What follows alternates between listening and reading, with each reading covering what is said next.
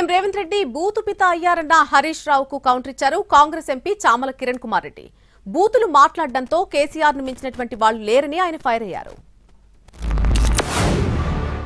బయట బూతులు అబద్ధాలు మాట్లాడుతున్న రేవంత్ రెడ్డి గారు కనీసం అసెంబ్లీలోనైనా నిజాలు మాట్లాడతారనుకున్నాం. కానీ శాసనసభను అబద్ధాలకు వేదికగా నిన్న రేవంత్ రెడ్డి గారు మార్చారు. కేసీఆర్ గారు తెలంగాణ జాతి పితగా పేరు తెచ్చుకుంటే రేవంత్ రెడ్డి గారు బూతు పితగా పేరు తెచ్చుకున్నారు. బూతులు మాట్లాడింది బహుశా ఆయనకు బువ్వ లోపలికి పోదు కావచ్చు.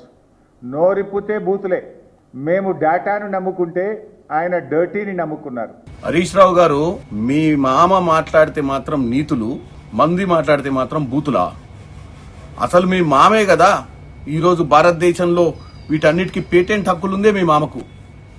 ఎందుకంటే గత 10 ఏళ్లలో మీ మామ ఎన్ని బూతులు ఎన్ని తిట్లతోటి పంచాంగం రాసి ఉండాలి. ఇవాళ మీరు వచ్చి మాకు నీతులు చెప్తుర్రా? కాబట్టి నువ్వు ఈ పిచ్చి మాటలు మానుకో. మన బూతు ప్రపంచం గురించి మన బూతు రాజ్యం గురించి అందరికీ తెలుసని తెలియజేస్తున్నా.